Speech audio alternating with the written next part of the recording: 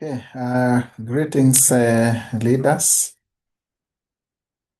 Yeah, let me start by appreciating all of you for joining the session and thank you for your patience. A few of us had indicated they will join us slightly late, but seeing our time is gone, so we'll start and do the recording. Then they'll be able to join us as we continue. So we'll start with a word of prayer. Then we'll be able to proceed. Just a minute. Daktari, Mr. President, you are breaking.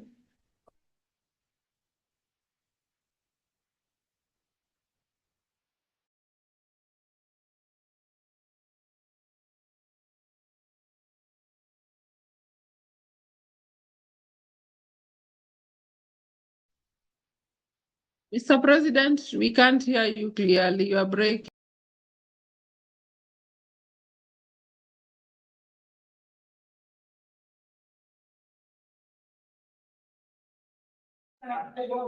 hello, Maureen. Sorry for that. I've switched my network. I don't know if now I'm clear, Maureen. Yes, you are clear, Mr. President. Asante. Thank you so much. All right, so let's make a prayer, then we get to our discussion for tonight.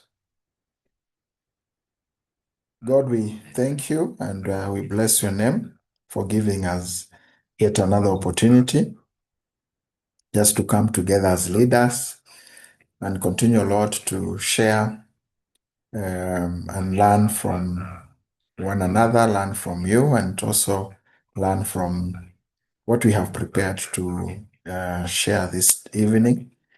As we continue with this session, we commit ourselves to you. We pray for successful deliberations, the Lord, that you give us deeper insights in what we are sharing. We pray for each and every one of us, thanking you for the fact that we have come together as a team. We thank you for your sustenance. Thank you for your provision. Thank you for the good health. And also we remember Evangelist Priscilla tonight, oh God, that you remember her even as we speak, your hand of healing upon her. God, you are God our healer. And the Bible tells us by your stripes we are healed. And that is our confession tonight. We believe together in faith that she is well in you, O God. Commit the entire session to you. Start with us and take us to the very end. This is our prayer in Jesus' name. Amen. Amen. Yeah, so just received a call from Dr. Teresia, who might join us along the way, as well as Steve and Martha. However, we'll move on. And I'll just start by giving us 2 or 3 words in terms of our recap on what we covered.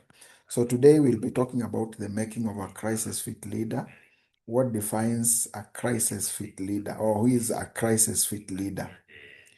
And this is just packaging what we have gone through and trying to align ourselves to this definition of a crisis fit leader, or even um, what constitute of a crisis fit leader. So as we look at this, we'll also be looking at ourselves, because this is basically what defines who we are. Having gone through this masterclass, we can confidently say we are crisis fit leader or crisis fit leaders.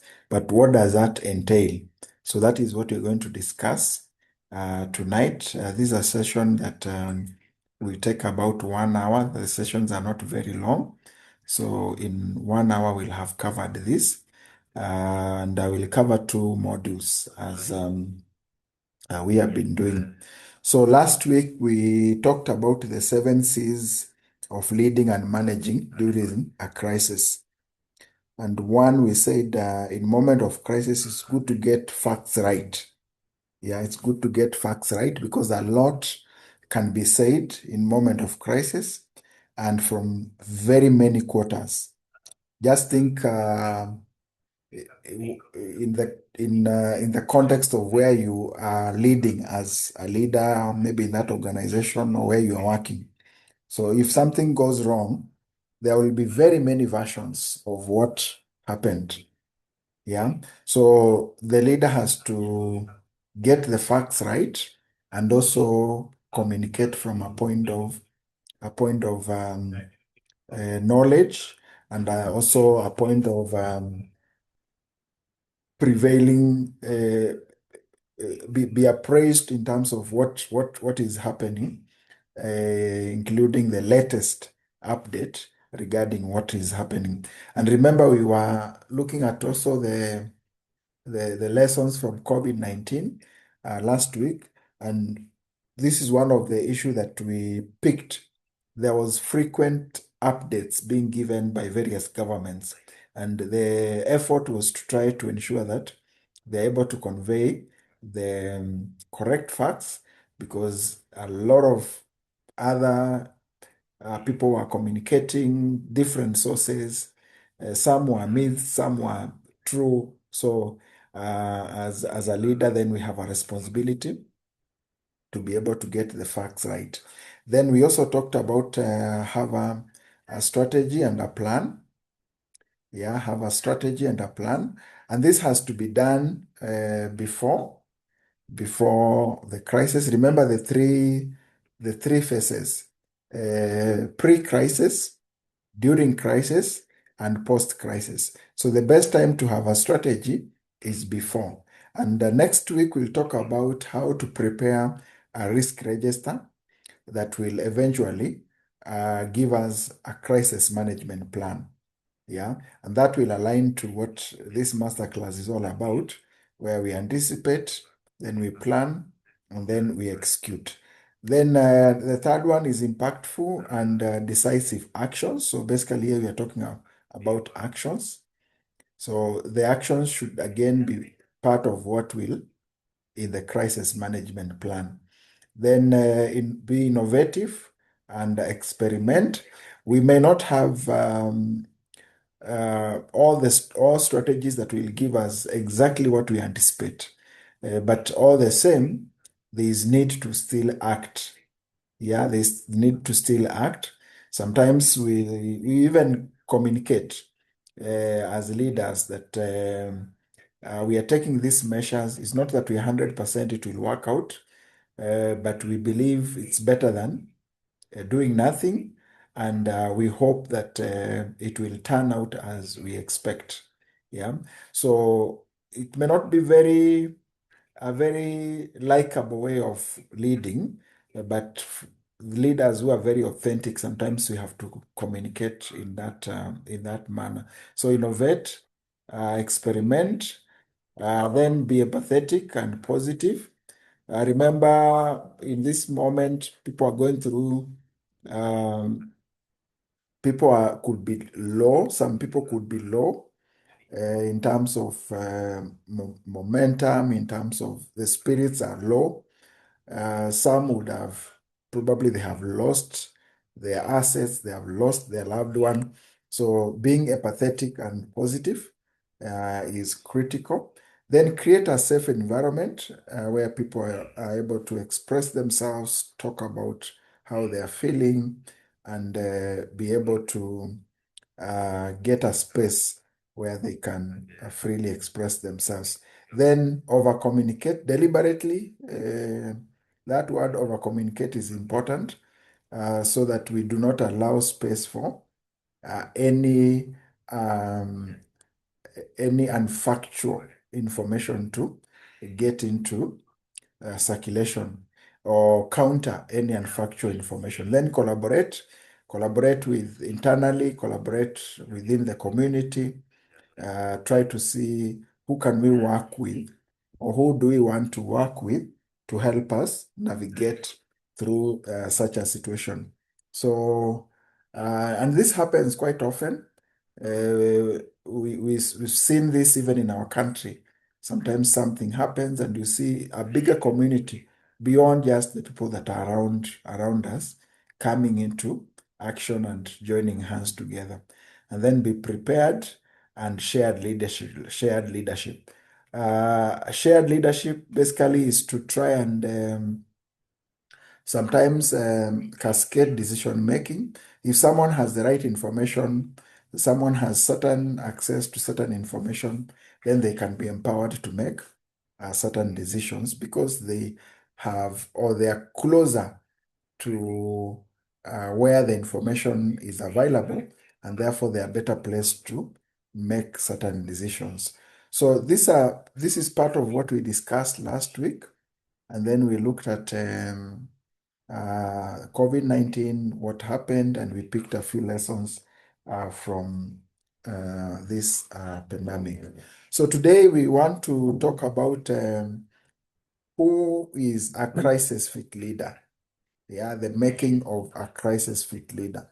So to start us off, we are saying crisis fit leaders are leaders who effectively lead during uncertainty, disruption, or emergencies. So if we have a leader that can lead effectively during times of uncertainty, where we can't be sure of what happens tomorrow, or we can't be sure of what happens within few hours or within months. There is so much unpredictability in terms of within our environment. Then a leader who is able to lead through that in that kind of a scenario, we can call that leader a crisis fit leader. And leaders, we remember earlier we talked about VUCA, leading in a VUCA environment, leading in a volatile environment, leading in an environment of uncertainty, leading in an environment of complexity, and also leading in an environment of ambiguity, unfamiliar environment. So a leader who can lead in a VUCA environment, again, that one we can call that leader a crisis fit leader. Yeah. So we have some traits of this kind of leaders, and this is now our mirror where we look at and see, okay, out of these seven, which ones do I feel probably I meet to a certain level? Yeah. Which ones are my strength, and which one are also the areas that probably I feel I may want to work on. So I want us to look at this together, and as we look at each, then we can try and see where we are in terms of application of this, or application or demonstration of this these traits. So the first one is decisiveness under pressure. How do we perform as leaders when it comes to this decisiveness under pressure? Yeah. Are we able to make timely decisions even with incomplete information? I want this to be sort of a reflection for each of us. How do I function under pressure in terms of making decisions? Yeah. And this is what defines a crisis fit leader among the traits that we are looking at. So decisiveness under pressure, then calm and emotional control. Again, how do I perform in such an environment? Do I demonstrate calmness and emotional control, where we stabilize others instead of spreading panic? We looked at a case of an aeroplane and an emergency. There's an emergency. And we saw if a pilot panics, then that the crisis can be magnified. or even what could have been controlled might end up becoming leading to a crisis, and maybe it would have been managed and ensure that we avoid certain risk materializing to becoming a crisis. Yeah. So calm and emotional control. Again, this is I want us to look at that from our context within. How do we perform on that? Then clear communication. Are we able to provide honest and frequent updates in uncertain, disruptive environment or during emergencies? Then adaptability. Are we able to pivot strategies as situations changes? Can we start with one strategy and then along the way, if we find the environment has changed, are we able to come up with another strategy? Remember, last week we talked about plan A and B are the same. We operate in a way that I can have two strategies at the same time and be able to pivot depending with what is happening. And I shared a case of like in the space of military, they're out there engaging in a war, and they had a clear strategy, but along the way the enemy comes up with another strategy. Yeah, are they able to pivot within as they continue to engage with the enemy? So adaptability, again, very important in as a quality of a crisis fit leader. And then empathy, and this one we have really talked about this. Then accountability, you take responsibility rather than deflate blame. And you will remember some of the cases that we looked at, Johnson and Johnson. We also looked at some communication from companies that encountered certain crises. They took responsibility. Yeah, they took responsibility. They didn't deflate the blame. Yeah, so a crisis fit leader knows when do I take the blame, and when do and how do I do so that again I'm able to give people hope, I'm able to show our commitment, and I'm also able to show that we have thought about how we need to move on. Then strategic thinking, they balance short-term survival with long-term recovery. Yeah, so we are saying crisis fit leaders,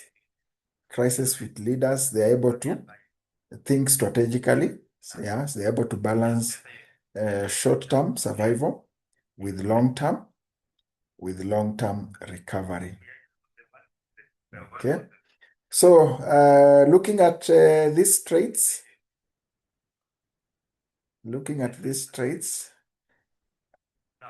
at a personal level, I just want to again scan through and let's see where we are in terms of decisiveness, being decisive under pressure, the ability to remain calm and maintain emotional control, clear communication, where we talked including over communication, adaptability, empathy, accountability, and strategic thinking. So we'll make this to be this sort of, I've started with kind of a summary, then we'll unpack them, but I would want again to come back and conclude with this. So we are saying crisis fit leaders, they help people to overcome their fear. Because again, a crisis could trigger certain kinds of fear. So that is the first thing to acknowledge, that there could be some element of fear. So how do we navigate through this? So they get people to do better and thrive through such times. And also they restrain and inspire people during difficult times.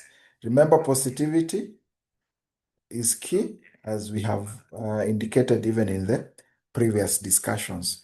So crisis fit leaders are forged and tested in moment of crisis. Here we look at a few leaders, a few cases. We have a leader like Nelson Mandela, which I'm sure most of us are familiar with this leader. We have a leader like Mahatma Gandhi, Martin Luther King Jr., one leader that we have really referred quite a lot, a leader like Mother Teresa, among many others who emerged in moment of crisis. Depending with how they managed the crisis, they were able to overcome and be able to stand out as leaders who are known, recognized, and respected globally. But what positioned them? What was the opportunity for them? The opportunity was the crisis they encountered, or the crisis they found themselves in. That became the opportunity. And there is a Chinese proverb that says, crisis can also mean opportunity. It depends with what we see in moment of crisis. So these leaders, they encountered challenges, but those challenges became the opportunity for them to emerge as global leaders. So crisis exposes those in position of leadership if they lack the right leadership capabilities, or if they possess the right kind of leadership capabilities. It also exposes the motive for leadership, because again, if the motive is not right, sometimes it can be hard to persevere or to withstand certain level of crisis. So in moment of crisis, those in position of leadership sometimes may retreat. However, as a crisis fit leader, that's the time to be able to stand up and protect the lives and protect the properties as much as possible. So one of the leaders that we are looking at here is Nelson Mandela. And a few thoughts from this leader says that a real leader uses every issue, no matter how serious and sensitive, to ensure that at the end of the debate, we should emerge stronger and more united than ever before. And this is how he lived his life. You can recall this is a leader that went through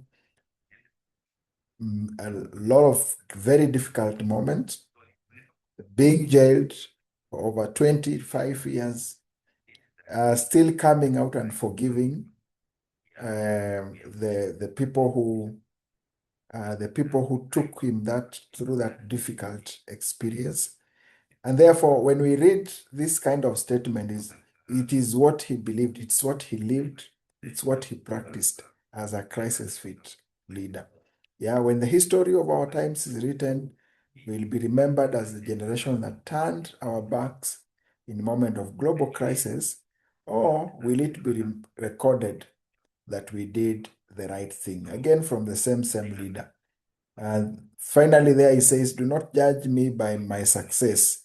Judge me by how many times I fell down and got back up again. That's the thinking of a crisis fit leader. That's the mindset of a crisis fit leader. The other crisis fit leader we can look at is Mother Teresa, who helped people with leprosy, hunger, deadly diseases, among other critical issues. These are things that probably many other leaders would have ran away from, would have avoided by all means. But as a crisis fit leader, this again were opportunities for this leader to be able to show empathy, for the leader to be able to offer solutions. Yeah. So a crisis fit leader sometimes could move towards what other people are moving away from. Because for them, when others are seeing danger, for them, they could be seeing an opportunity. They could be seeing an opportunity to show some grace to certain people, an opportunity to be able to offer a solution. And this is what this leader said, I see God in every human being, When I wash the leper's wounds, I feel I'm nursing the Lord Himself. Is it not a beautiful experience? That's the mindset of a crisis fit leader. It's not about how much you do, but how much love you put into what you do that counts. Yeah. It is not how much you do, but how much love we put into what we do. That is what counts. Yeah. And then the last statement there, if you judge people, you have no time to love them. Again, the mindset of a crisis fit leader. Then we have Martin Luther King Jr. This is another crisis fit leader. Yeah. And again, picking from his thinking about leadership, about crisis, the ultimate measure of a man is not where he stands in the moment of comfort and convenience, but where he stands in times of challenge and controversy, where a man stands in times of crisis. Yeah. We need leaders not in love with money, but in love with justice. Not in love with publicity, but in love with humanity. So we find crisis fit leaders, they are in love with humanity. They are out to be able to show empathy and also to be able to serve humanity. If physical death is the price that I must pay to free my white brothers and sisters from a permanent death of the spirit, then nothing can be more redemptive. The mindset of a crisis fit leader. We must accept finite disappointment, but never lose infinite hope. Yeah. So this again speaks of how the philosophies, the leadership philosophies of this crisis fit leader, Dr. Martin Luther King Jr. The other one is Ronald Reagan. This was also a president, one of the president in US, and he says that there is no limit to the amount of good you can do if you do not care who gets the credit. Yeah, and the greatest leader is not necessarily the one who does the greatest things. He is the one that gets people to do the greatest things. And finally, he says, live simply, love generously, care deeply, speak kindly, and leave the rest to God. Again, the thinking of a crisis fit leader. We have John F. Kennedy, another former president of US. Ask not what your country can do for you. Ask what you can do for your country. Yeah, there are risks and costs to action, but they are far less than the long-range risk of comfortable inaction. And when there's a discussion that we normally focus on in the strategic leadership, and one of the cases that we normally look at is the case of Nokia, how Nokia went down. And it's normally said Nokia did not get out of market because they didn't do anything. It was their inaction. They thought and felt probably they were doing well. They felt they have the right kind of phones, but there were a lot of shifts in the marketplace. The users had shifted. Yeah. So Nokia still believed probably they were ahead in terms of the kind of phones they were making, but the customers had already shifted. Yeah. So inaction can also be the action. Inaction can actually be the action that can get us out of market, or even affect, or even amplify a crisis. Then we have Mahatma Gandhi. I suppose leadership at one time meant muscles, but today it means getting along with people. The best way to find yourself is to lose yourself in service of others. And then finally, be the change you want to see in the world. So these are the philosophies that describes what we can term as crisis fit leaders, how they think, how they look and perceive people and perceive issues. And this is now what distinguishes crisis fit leaders from all the other forms of leaders. So in summary, we are saying a number of qualities of crisis fit leaders. One, they acknowledge the risk and people's fears and then encourage resolve. They don't they don't assume, or they don't operate from a point of abstract. They operate from a point of reality.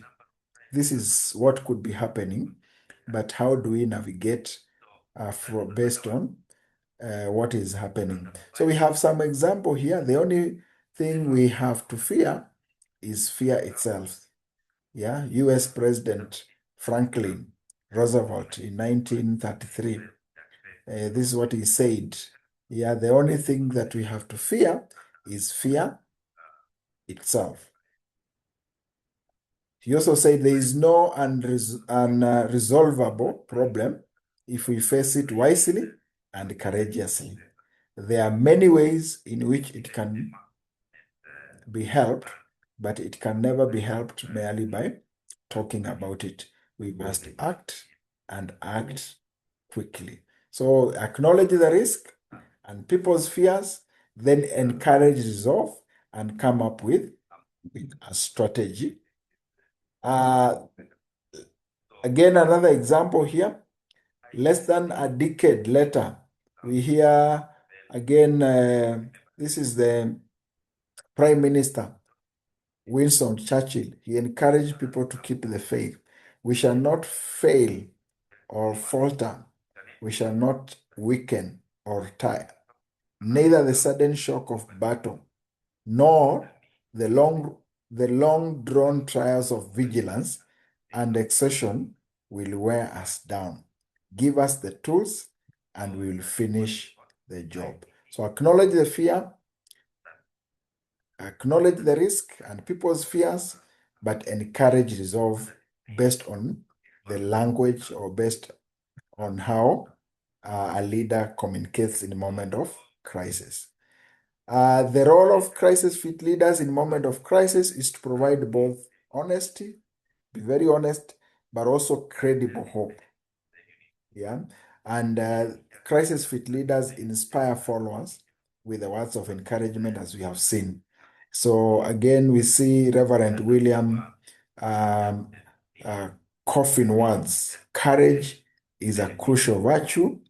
Will be scared to death or scared to life. So we are saying words of encouragement are critical in moment of crisis. Number two, crisis fit leaders give people a role and a purpose. What is our role in this scenario? Yeah, so crisis fit leaders charge individuals to act in service of the broader community.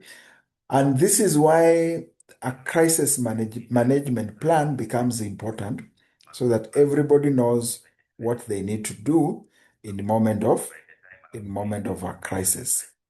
Yeah. So in his inaugural speech, Franklin Roosevelt, who was the 32nd president of US, he told his fellow citizens to keep their money in the banks as an important way of averting a banking crisis. That was their role. That was their role. Then later on, we see the First Lady encouraged American women to work in the nation's factory, while their fathers, brothers, husbands, and sons went to battle in the Second War. So everybody in moment of crisis needs to know what is their role and what is their purpose. So in moment of crisis, leaders must maintain objectivity as they give their people's direction, and purpose as they remind them why their role matters. Number three is emphasize on process learning. Yeah. So as a leader, we need to emphasize the need to learn forward, to experiment, and also to pivot where necessary, so that we don't miss on important lessons in the moment of crisis. That we don't miss on important lessons in moment of crisis. So again, remember when we looked at the three stages, the pre-crisis, during crisis, and post-crisis. And we emphasize that in post-crisis, learning is critical. So this is where we want to pick all the lessons as much as possible. So as much as a crisis encompasses danger, it also presents an opportunity for organization and teams to better understand their strengths as well as their weaknesses. Okay, so courageous leaders understand they will make mistakes along the way, they will have to pivot, but they have to keep on learning. So the emphasis here is to be able to pick the lessons, learn forward, and be able to experiment and be able to quickly pivot where necessary by the knowledge or the information that we are acquiring in the process. Then the fourth one is keep in check the energy and emotion of your team. Remember, crisis can wear us down. Crisis can wear the leader down. Crisis can wear the team down. So the leader will have to keep on monitoring the energy of the people. So crisis can be exhausting and can lead to burnout. Yeah. So for many who lose loved ones in moment of crisis can be devastated. Those who are financially drained, stress and depression can kick in. So one critical function of leadership in this kind of scenario is to be able to monitor people's energy, emotions, and welfare, and be able to provide support. But again, here it's also important to remember, even the leader, even you and me as the leaders, we are also a factor here. So as we monitor other people's energy, we're also monitoring our energy because, again, we are the steering wheel. Yeah. So this is where we look at opportunities to also recharge, opportunities sometimes even to reach out. Even as we lead during the day, we're able to reach out so that we also get support and advice from those that we trust that can help us navigate our teams successfully.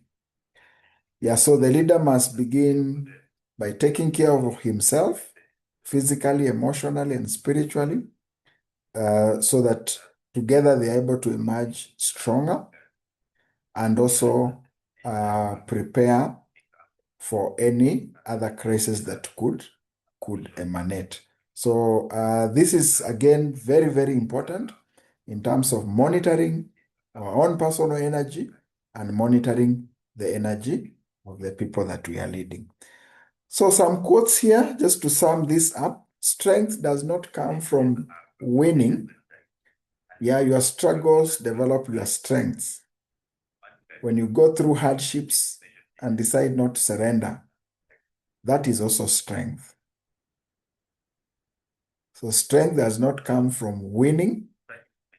We're saying your struggles develop your strengths. When you go through hardships and decide not to surrender, that is strength. That is Mahatma Gandhi. And then Grace Lee says that finding the leaders of the future is a question of recognizing those people who give leadership in crisis. Finding the leaders of the future is a question of recognizing those people who give leadership in moment of crisis. So again, allow me to go back to where we started, and we looked at crisis fit leaders. Who are crisis fit leaders? We said these are leaders who effectively are able to lead in moment of uncertainty, in moment of disruption, and in moment of emergencies. Those leaders that are able to step forward and provide leadership in such moments. We say these are leaders that are able to lead in a VUCA environment. And what are the qualities of these leaders? One is that they are decisive. They can make decisions under pressure and timely decision. They can maintain their cool, their calm, and also emotional control in moment of crisis. They can communicate clearly in moment of crisis. They can adapt and change strategies as need be. And empathy, they can be able to relate with people and be able to support the teams as they go through crisis. Again, they are accountable. They don't pass the blame. They don't deflate the blame. They know when to take responsibility. And then finally, strategic thinking. These leaders are able to balance short-term survival with long-term recovery. They're able to come up with strategies to help them in the short term overcome these challenges, but also have a view on how do we recover in the long run. Okay, so that's what defines a crisis fit leader. And remember, this is now what defines us as crisis fit leaders. This is what we need to continuously reflect as crisis fit leaders, and probably also pick some areas that we feel we might need to keep working on or improving as crisis fit leaders. Okay. So maybe as I switch to the last part of the types of crisis and mitigation strategies, I don't know if there's any comment that we can share from what we have discussed. The crisis fit leader.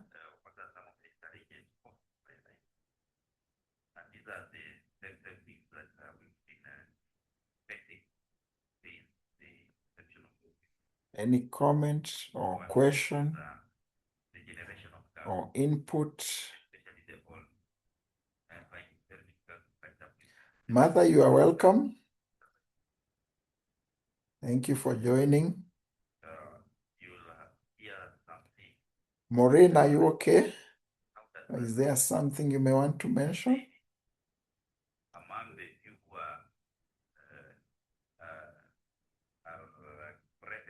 Yes, I'm okay, President. Thank you so much, Maureen. Martha, you are good?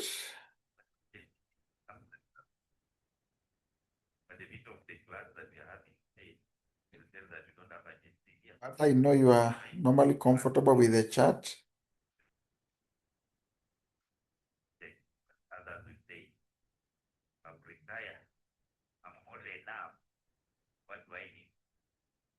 Thank you, Mother. We are also well. All right, so let's talk about this one is more of it's more of kind of a theoretical session, but again, very important when we are talking about crisis leadership. So just to look at what are the various types of crisis, the various types of crisis and how the proposed mitigation factors. So we are looking at this, one of the causes that has led to some of the crises within our spaces is what we are calling globalization. And we're saying this is as a result of the interdependence within the global space. You find our economy here in Kenya depends with the economy somewhere else. Like now with what is going on, I think everybody is afraid about the cost of fuel. The war is not within our territory. It is far away, but that war eventually is affecting us. So globalization is a part of what leads to a number of crises that we are looking at. So crisis brought by cross-border trade, maybe in goods and services, technology, and even flow of people. So globalization has heightened interconnectivity and also in terms of how people communicate and engage. And it has also continued to raise the leadership bar because now, even as I lead within my space, I need to know what is happening in another space that could be affecting me. And here it could be the country, it could be the next organization, it could be the suppliers or the customers within the environment. So the types of crisis and possible mitigation, one of the crises is technological crisis. Technological crisis, this has become very common because this is the space that we are now operating in most cases, or most of the processes have shifted to this. So the uptake of technology has also come with a number of challenges. If a system fails, then that system affects so many other processes or so many other entities that depend on that particular service, maybe provided by a particular organization. So technological crisis, any damage of infrastructure, and we have seen this in a number of organizations.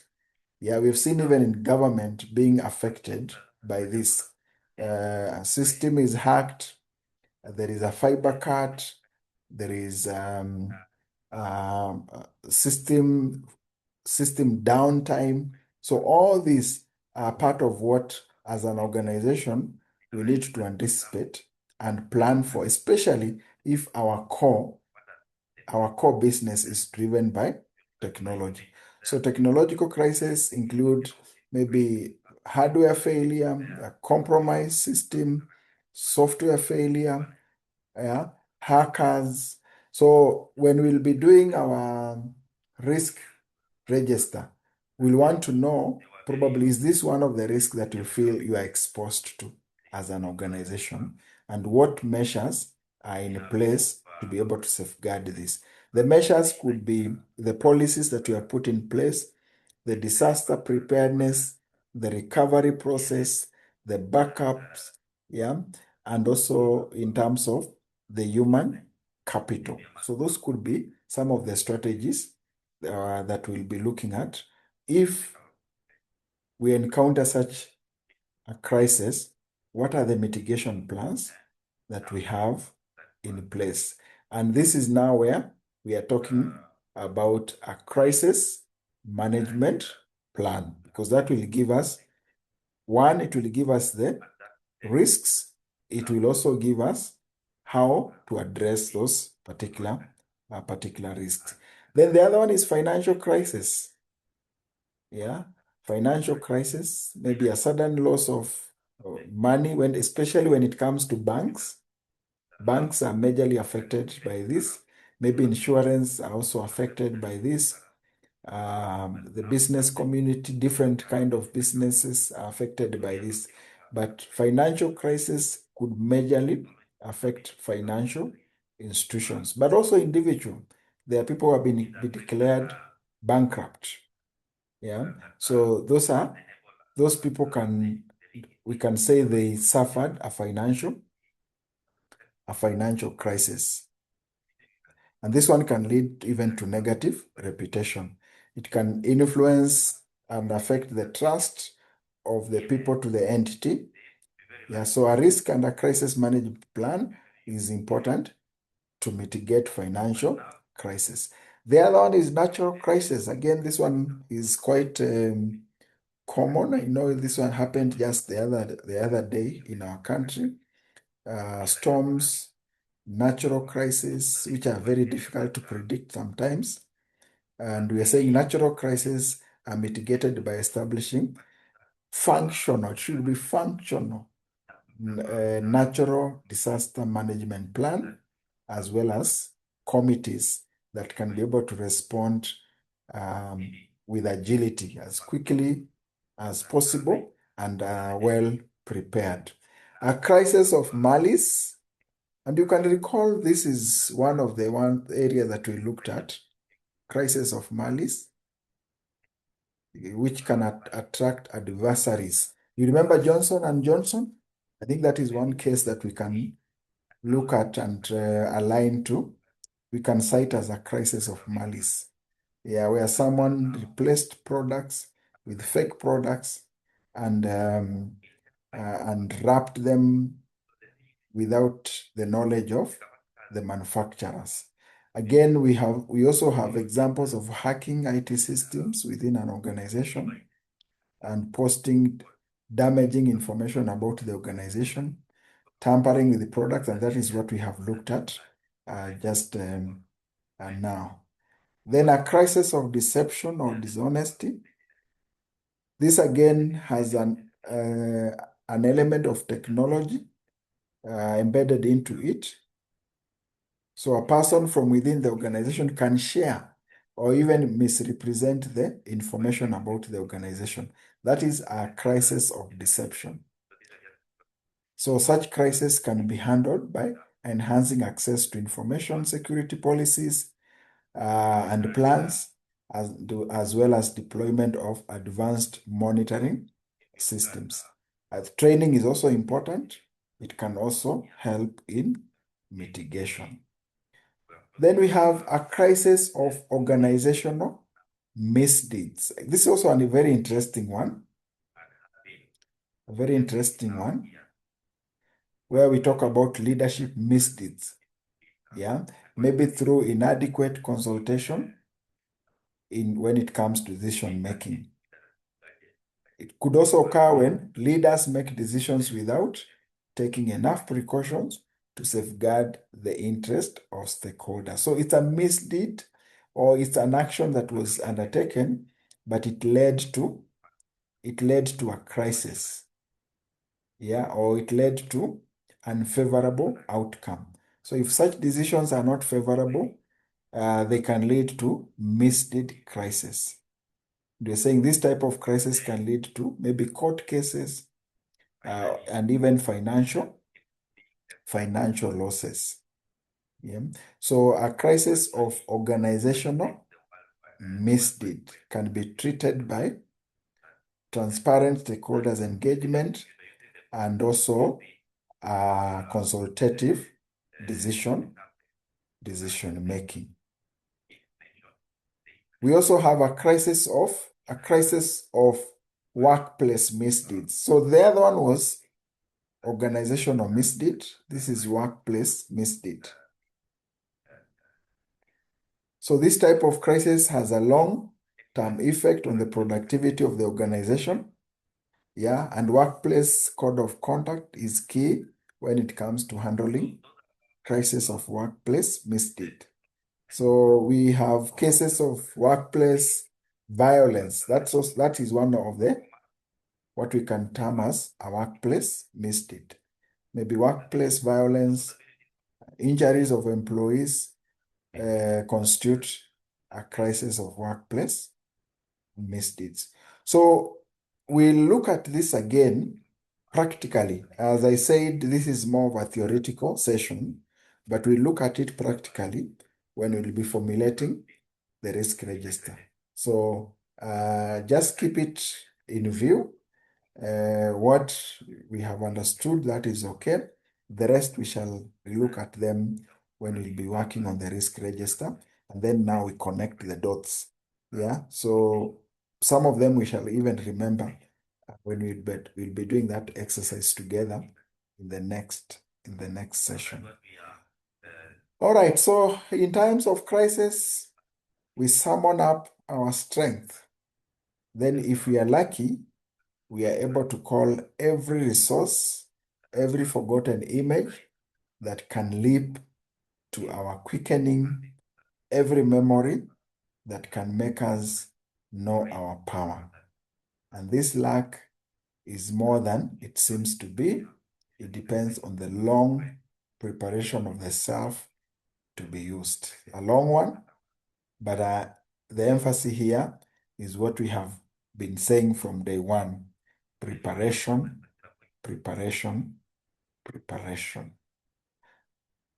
Okay, so that brings us to the end of those two modules.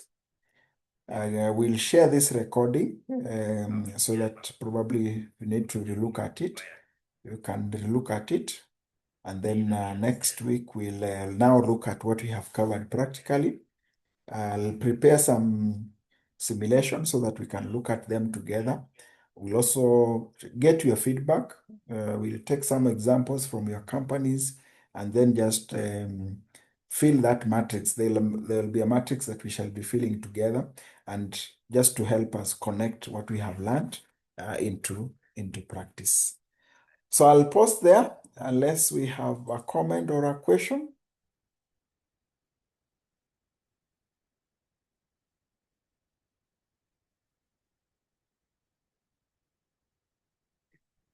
Okay.